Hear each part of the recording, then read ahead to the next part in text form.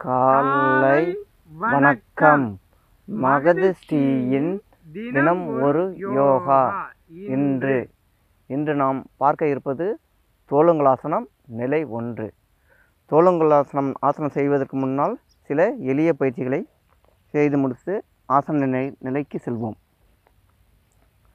காலை இப்படி மடக்கு. 1 2 3 4 5 1 2 3 4 5. இப்பொழுது கைக்கு பயிற்சி. 1 2 3 4 5. இப்போ யோக நிலைக்கு செல்ல இருக்கிறோம். தண்டாசனத்தில் அமர்ந்து கையில் இப்படி வைத்துக்கொண்டு கால்களை 2 கால்களையும் ஒரு அரை அடி தூக்கணும். 1 2 3 4 5 6 7 8 9 10 11 12 13 14 15. ஓய்வு. இப்பொழுது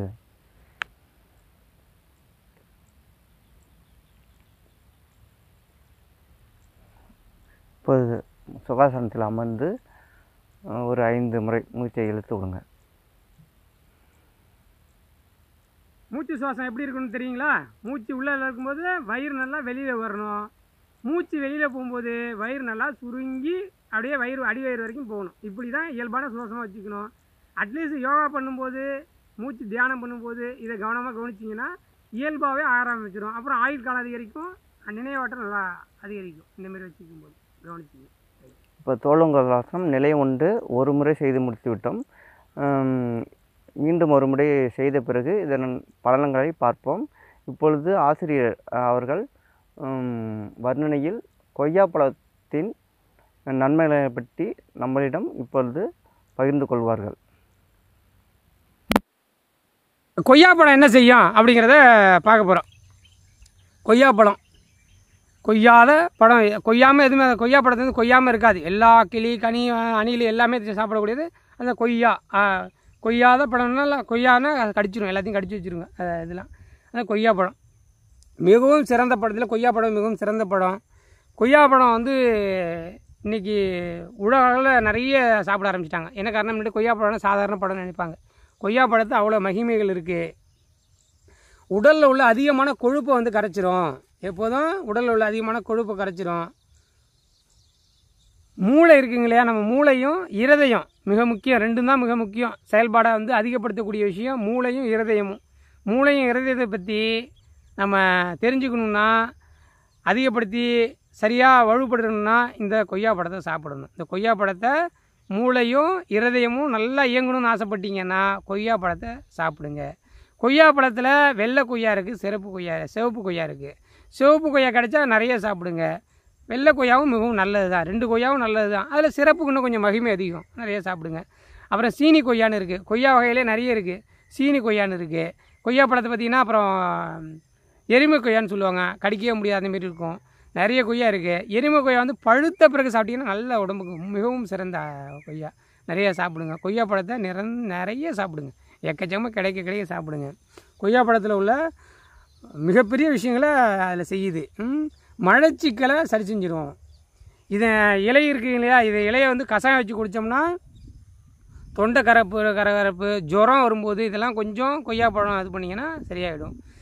அப்புறம் ஆட்டு இப்போ கழியுது, மனுஷன் கொஞ்சம் கழிகிறான், ஏதாவது வயிற்றால போகுது அப்படின்னு நினச்சிங்கன்னா இந்த கொய்யா சாறு இலையை நல்லா அரைச்சி பிழிஞ்சு குடிச்சிங்கன்னா அந்த நின்றுடும், சரி பண்ணிவிடும். அதனால் மிகப்பெரிய விஷயம். பழைய காலத்தில் கிராமத்தில் இதை நிறைய பண்ணுவாங்க. நீங்கள் கவனிச்சிருந்தீங்கன்னா தெரிஞ்சிருக்கும். நான் கிராமத்து புறத்தில் எல்லாத்தையும் பார்த்துருக்கனால சொல்கிறோம். கொய்யாப்பழத்தோட சாறை இலையை நல்லா அரைச்சி ஆட்டுக்கு கொடுப்பாங்க. இல்லை கழியுதுன்னா கொய்யாப்பழ இலையை கொண்டு போய் ஆட்டுக்கு கொடுப்பாங்க. அப்போ கழிச்சல் நின்றுடும். அதே தான் மனிதனுக்கும் அந்த விஷயந்தான். 2 பேரும் பண்ணால் நிறைய விஷயம் கிடைக்கும். மீண்டும் ஒரு முறை உங்களுக்காக இந்த கொய்யாப்பழம் என்னென்ன செய்யுது அப்படின்னா, தேவையற்ற கொழுப்பு, அதிகமான கொழுப்பு குறைச்சிரும். மூளையும் இருதயத்தையும் உள்ள நல்லா வலுப்பெற வச்சிடும், பலமளிக்க செஞ்சிடும். பலமளிக்கிறது வலு பெறுறது அப்படிங்கிறது பலமளிக்கும், வலு செஞ்சிடும். மலச்சிக்கல் நீக்கும், மலச்சிக்கலை சரி செஞ்சிடும். இதன் இலை கஷாயம் வச்சு குடித்தோம்னா ஜுரம், தொண்டை கரகரப்பு இதெல்லாம் சரி செஞ்சிடும். அப்புறம் அந்த இலை வந்து நல்லா கரைச்சி இது கழிச்சல் போகுது அப்படின்னா, மலை கழிச்சல் ஆகுதுன்னா அதை நிறுத்தணும் அப்படின்னு ஆசைப்பட்டீங்கன்னா இந்த இலையை வந்து பச்சையாக மென்று சாப்பிடுங்க, இல்லை சாறு எடுத்து நல்லா சாப்பிடுங்க. அதுமாதிரி ஆட்டுக்கு அதேமாரி கழிச்சல் இருக்குன்னா இந்த இலையை கொடுத்தீங்கன்னா கழிச்சல் நின்றுடும். சரிங்களா? இது மிக முக்கியமான விஷயம். சரி, ரைட்டு. மீண்டும் ஒரு முறை உங்களுக்காக இந்த ஆசனத்தை பற்றி தெளிவாக உங்களுக்கு சொல்லுவாங்க. நேராக இப்போ முன்னாடி உடம்பை வந்து கொஞ்சம் சாய்ச்சி வச்சுருந்தாங்க, இப்போ உடம்பை வந்து நேராக வச்சு லைட்டாக இப்போ உங்களுக்கு தூக்கி காட்டுவாங்க. முன்னாடி வந்து உடம்பை லைட்டாக சாய்ச்சி காய்ச்சிட்டாங்க, இப்போ நேராக வச்சு காட்டுவாங்க. இதுதான் நிலை, சரியான நிலையாக இருக்கும். சரிங்களா? உங்களுக்கு மீண்டும் ஒரு முறை உடம்பு முதுகுத்தண்டை நேராக்கி காலை லைட்டாக நேராக தூக்கி காட்டுவாங்க. இப்போ நல்லா கவனிங்க. முன்னாடி செஞ்சது வந்து வயதானவர்கள் செய்கிறதுக்காக கொஞ்சம் சாட்சி செஞ்சு காட்டினாங்க, இப்போ நேராக செஞ்சு காட்டுவாங்க. நல்லா கவனிங்க. இப்போ கவனித்து பாருங்கள். அது உடல் இலக்க பயிற்சி.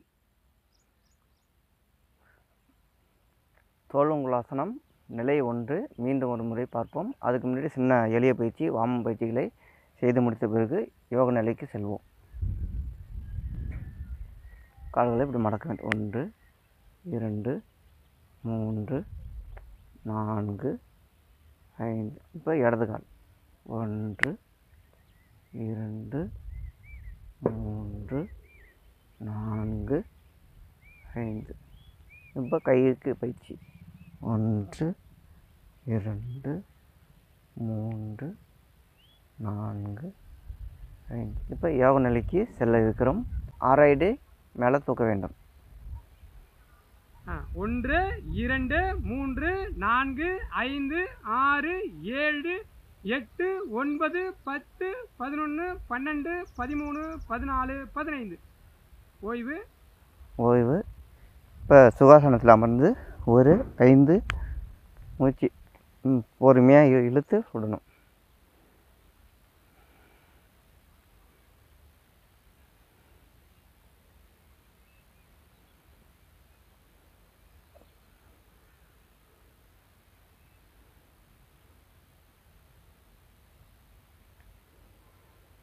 தோளுங்காசனம் நிலை 2 செய்து முடித்து விட்டோம்.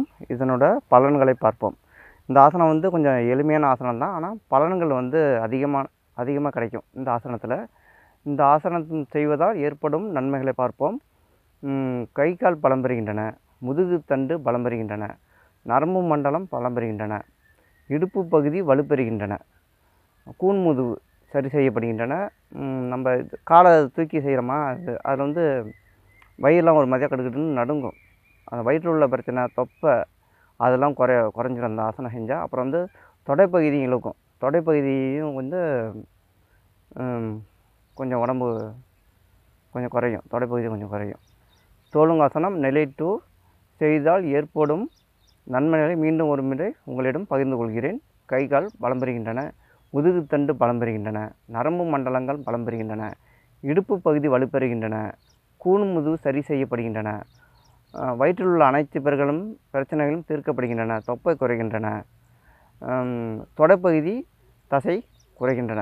தோளுங்காசனம் செய்வதனால் இவ்வளவு நன்மைகள் நாம் பெற இருக்கிறோம். நம்ம ஆசனங்களும் செய்து கொண்டு இயற்கை உணவுகள், பழங்கள், காய்கறிகள் தொடர்ந்து எடுத்துக்கொண்டோமானால் நம்ம உடம்பில் உள்ள பிரச்சனைகள் சீக்கிரமாக சரியாகிவிடும். அனைவரும் யோகா செய்து நல்ல இயற்கை உணவுகளை அருந்தி கொண்டு உடம்பையும் மனதையும் ஆரோக்கியமாக வைத்து கொள்ளுமாறு கேட்டுக்கொள்கிறோம். நன்றி ஐயா.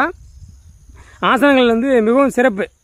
இந்த ஆசனத்தை பற்றி பார்த்தீங்கன்னா பார்க்குறதுக்கு என்ன எளிமையாக இருந்திருக்க மாரி இருக்கும். செய்து பாருங்கள், அதோட கடுமை தெரியும் என்னென்னு.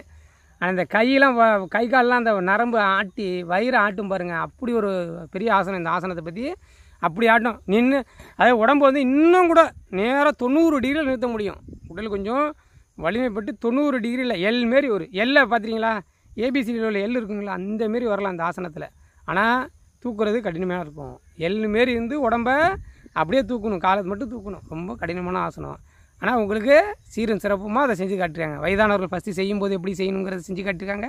அதன் பிறகு மறுபடியும் எல்லோரும் செய்கிறதுக்கு நல்ல இளமையான பசங்க அவங்க சிறு வயதினர் எப்படி செய்யலாம் அப்படிங்கிறதுக்கு உங்களுக்காக செஞ்சு காட்டியிருக்காங்க. இந்த ஆசனத்தை பற்றி செஞ்சுருக்காங்க.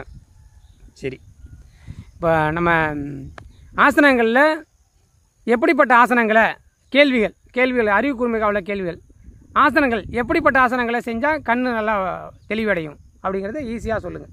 கண் தெளிவடையணும் அப்படின்னா என்ன ஆசனம் செய்யணும் அப்படின்னா எப்படி செய்யணும் அந்த ஆசனத்தை, அதை பற்றி கொஞ்சம் நீங்கள் கமெண்ட்ஸில் கொடுங்க. எப்படி கேட்குறோம், கண் நல்லா தெளிவு பெறணும்னா கண் இப்போ எல்லாருக்கும் கண் புரை கண் பார்த்திங்கன்னா இப்போ எல்லாம் ஒரு 30 வயசு இருந்தாலே எல்லாம் கண்ணாடி போட்டுறீங்க அப்படிங்கிற நிலம் இருக்குது. எனக்குள்ள அனுபவமே என்னை வந்து கண்ணாடி போட சொல்லி எனக்கு 15 வயசு ஆச்சு. நாங்களாம் கண்ணாடி போடுறதே இல்லை. என்ன காரணம், யோகாசனம் பண்ணுறோம். யோகாசனம் பண்ணுறதுலேருந்து இந்த கண்ணாடி போடுறத தவிர்த்துருக்கோம்.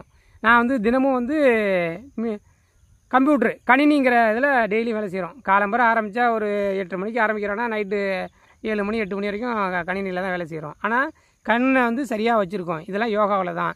அந்த யோகாவில் எந்த விஷயம் பண்ணுனா கண் நல்லா தெரியும் அப்படிங்கிறதுக்கு கேள்வி. கண்ணை பற்றி நீங்கள் தெரிஞ்சுக்கணுன்னா இந்த யோகாவை என்ன கமெண்ட்ஸில் கொடுங்க. கண்ணை பற்றி தெரியணும், கண் தெளிவாக தெரியணும்னா என்ன வேணும் அப்படின்னு கேளுங்க. என்ன ஆசனம் பண்ணால் சரியாகும்னு பாருங்கள். யாராச்சும் ஒருத்தவங்க சொல்லுங்கள், நாங்கள் தெளிவாக அதில் வந்து மறுபடியும் கமெண்ட்ஸில் உங்களுக்கு கொடுக்குறோம். ஒரு கமெண்ட்ஸாக அதில் உங்களுக்கு மறுபடியும் கொடுக்குறோம் என்னன்னு சொல்லிட்டு. தினமும் இந்த மகதிஷ்டி தினமுறையாக தினமும் பாருங்கள். தினமும் பார்க்குறதுக்கு மட்டும் நீங்கள் பட்டு பார்க்காம மற்றவங்களுக்கு எப்படி இதை தெரியப்படுத்தலான்னா டெய்லி சிம்பிள் யோகான்னு அடிச்சிங்கன்னா வந்துடும். மற்ற நண்பர்கள் சொல்லி சப்ஸ்கிரைப் பண்ண சொல்லுங்கள். அப்புறம் லைக் பண்ணுங்கள். தினமும் அதை பார்த்து லைக் பண்ணுங்கள், ஷேர் பண்ணுங்கள், கமெண்ட்ஸ் பண்ணுங்கள். கமெண்ட்ஸை நிறைய கொடுங்க, எங்களுக்கு கமெண்ட்ஸ் கொடுங்க. இந்த மகதிஷ்டி தினமுறையாக தினமும் காலை 5:30 மணிக்கு, தினமும் சரியாக காலை 5:30 மணிக்கு காலம்பரையும் இரவு 8 மணிக்கு ஒரு ஷார்ட்ஸு யோகா ஷார்ட்ஸாக கொடுக்குறோம். தினமும் பாருங்கள், பார்த்து மகிழுங்க. உங்களுக்காக இந்த உலகம் ஃபுல்லாக இந்த யோகாசனத்தை எங்களால் முடிந்த அளவுக்கு கொண்டு சென்று சேர்த்துருக்கோம். 100 நாட்களுக்கு மேலே 150 நாளையும் தொட்டுட்டோம். உங்களோட ஆதரவோட 150 நாளை கடந்து வந்திருக்கோம். மழையோ இடியோ வெயிலோ அனைத்து நாட்களும் இதை கொடுத்துருக்கோம். இதில் மிகப்பெரிய சாதனை தான் புரிஞ்சிருக்கோம். தினமும் கொடுத்துருக்கோம். உங்களோட ஆசீர்வாதங்களோட தினமும் கொடுத்துருக்கோம். இன்னமும் தினமும் கொண்டு போய் சேர்க்குறோம், முயற்சி பண்ணுறோம். பழங்களை பற்றி, காய்கறிகளை பற்றி, யோகா பற்றி, மருத்துவத்தை பற்றி நிறைய கொடுக்குறோம். இயற்கைகளை பற்றி நிறைய கொடுக்குறோம். நிறைய பார்த்து மகிழுங்கள். பார்த்து மகிழ்ந்து சீரும் சிறப்புடன் வாழ எங்களது நன்றிகள். நன்றி, வணக்கம்.